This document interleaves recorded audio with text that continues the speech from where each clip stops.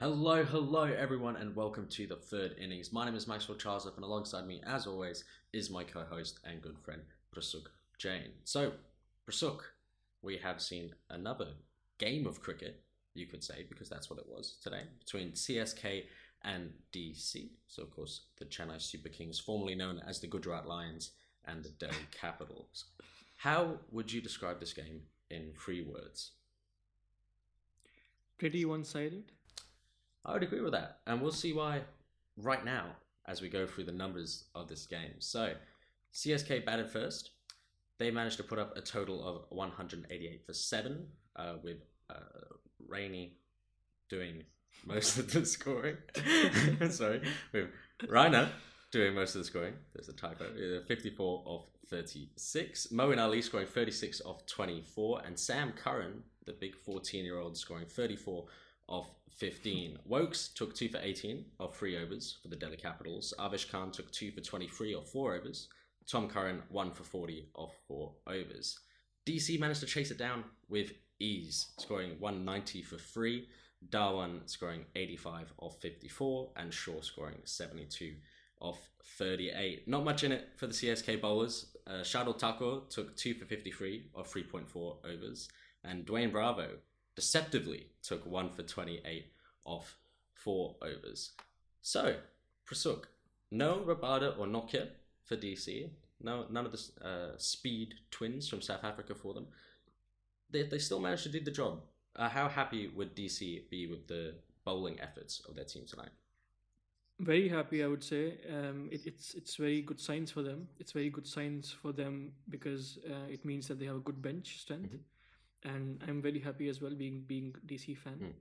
And it you can see it's going to only getting better when Rabada and Nokia are back, and Vokes got a game, Avesh Khan got a game, Tom Curran, well, he got a game as well, and bowling was pretty good. In patches, I mean, the start was good, the end was good. In the middle, when Rainey was going all ballistic, it went out of hands a bit, but it was not looking like like DC was missing Rabada and Nokia. So I'd say very good signs. Yeah, true. And do you reckon it would be fair to say that the Chennai Super Kings, formerly known as the Gujarat Lions, are starting the year where they will end up in this year's FIFA IPL? I we already put our rankings, put our predictions in the first one, and I don't see them being last this year. I still have hopes for them. I still have hopes with CSK in terms of Raina and Sam Curran being coming good in form. Moeen Ali is also handy with bat and ball, and I still think that they'll manage to be second to last at least. It's a heatedly contested bottom of the table finish coming up It this is. year. Well, It is. someone we both know very closely, if not purely by proximity, you could say, the native Amsterdamian Suresh Rainey made his comeback, and he made his intentions clear with a very pleasing to the eye 54 of 36. What do you make of this innings? It never looked like he was out of the game for more than a year. He skipped last year, and this would have been this is his dream start. This is what he would have hoped for from the first game of this year's Vivo IPL. And again, he looks in complete touch, and it's only, I mean, I think he's going to give a headache to all those predictions we made for the orange cap. True. And I think because once he gets going, he scores big, and he showed that. Although DC bowled very well to restrict him and get him out eventually, otherwise he would have taken CSK more than 200. But yeah, it's good signs for him and good signs for CSK. As said, I think he's going to be a very important pillar for CSK to avoid that last spot. Yeah, well, as you said, he was batting against very good bowling by the Delhi Capitals. Not so much so on the Chennai Super Kings side. Yes, Dwayne Bravo was the pick of the bowlers figure-wise with 1 for 28 off 4 overs, but he really didn't bowl that well at all. A lot of wide full tosses outside off that the batsman just managed to not find the gap very well and hit straight to a fielder kind of thing. balls missing the Yorker by so much that ends up being a full toss and Yorks the wicket keeper on the full, almost. That kind of stuff.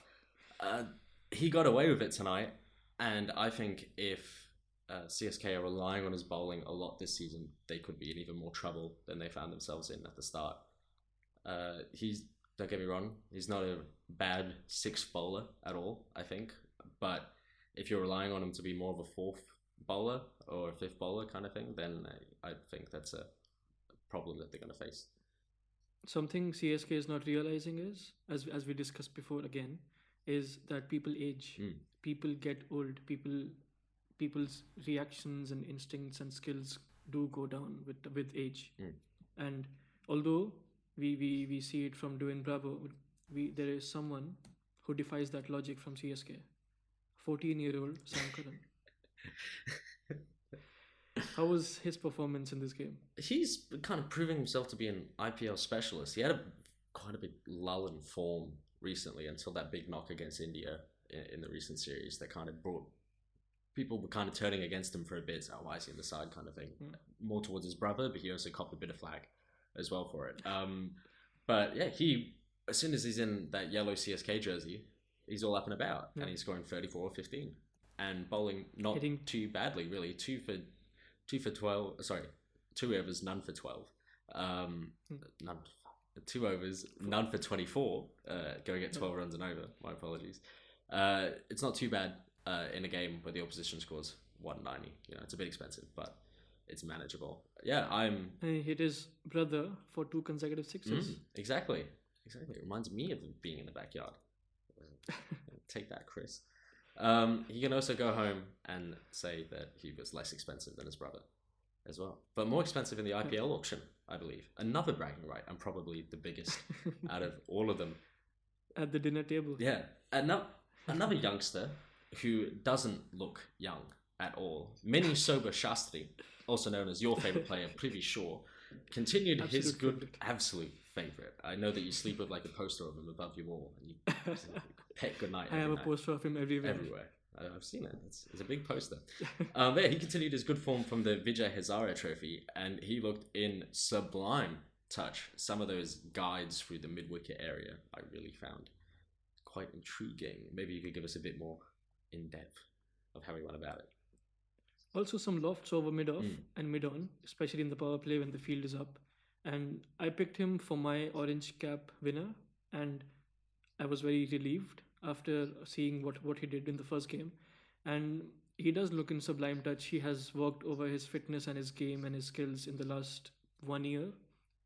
From the last one, not exactly 1 year, but from the last Vivo IPL season, and that is showing in his batting. He's not going that hard at the ball anymore, and he's letting the ball come to him. He's, again, as you said, he's guiding the ball. He never guided the ball before. He used to go hard at the ball in front of the wicket all times, but now he's guiding the ball and playing softly, and he's more aware of his batting, I think. And again, at the top of the order, I think these are very, very good signs for DC. Another good sign for DC is his opening batting partner, who was also in sublime touch, but I think we reckon that he doesn't look it. It's something about that Shikhar Dhawan pull shot. Obviously, he's got 85 or 54, so there's probably nothing wrong with it. But there's something about the look of it. His feet don't move at all, and I know I'm one to talk about that, but my feet do move just towards the leg side, out of the way. But his feet just stand still and does this tennis shot, just like, but not even leaning, just kind of like that, and it's gross, and I think it should be outlawed. What are your opinions?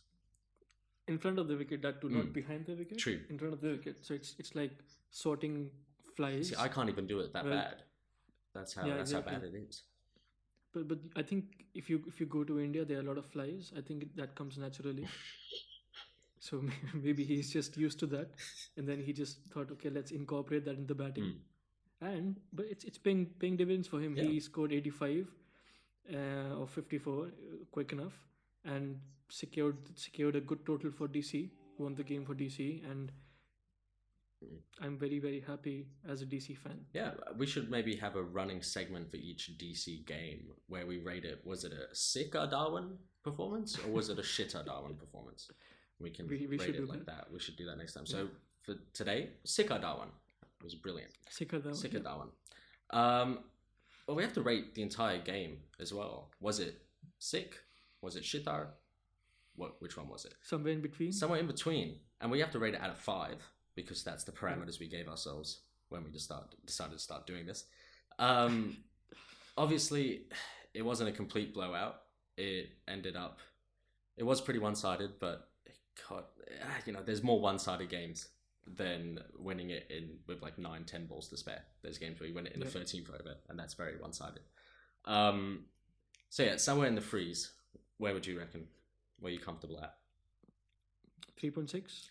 I can agree with 3.6. There we go. Our first free rating. Mate, will we get a first 5-star rating sometime soon? I hope so. That's going to be a cracker. That's what we wait for.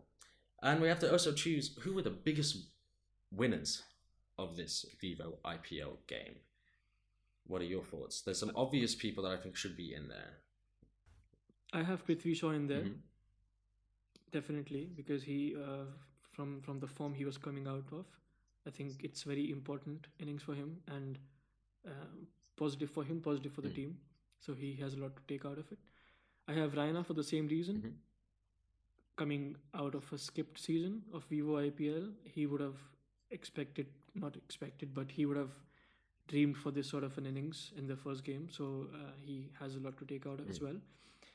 And Avesh Khan, I don't think he's going to get a lot of games with Ishant Sharma and Umesh Yadav sitting on the bench. So he has proved his worth, and if needed, the DC management knows they can rely on Avesh Khan. Yeah. And he bowled really well. So I think he'll be very happy as well. Yeah. I will let you pick those as the winners if you allow me to choose the losers. Please do. Well, I haven't been able to choose. I have 4 in there because that's just the kind of person I am. My first guy I have up on the chopping block is Shardul Thakur. 2 for 53, if I'm not mistaken. Didn't even finish his allotted overs. So if he bowled a full 4 overs, could have been up in the 60s, which in the 50s is already pushing it. But if you're getting into the 60s, that's 15 runs and over. You're not helping your side at all by you being in the side.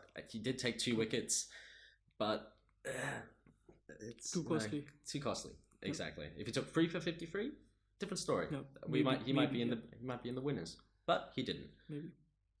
So next up, I have Dhoni and Duplessis, both getting ducks. You expect more from them, both of them, really. Neither of them playing international cricket anymore. This is the top form of cricket that they have, and they need to start performing. I know start performing, it's the start of the year. You don't want to start off the year with a duck, trust me. I've had it every season since I've started playing cricket. So they'll be wanting to change that, but you just expect more from them, and the CSK needed more from them. And in a similar-ish regard, I have Marcus Stoinis up there. He came in and had the chance to finish the game, boost his average up a bit, and just win the game comfortably. Instead, he holds out to square leg and playing a shot that he didn't need to. Could have played it along the ground. That's why I have him up there, because he didn't make the most of a good opportunity.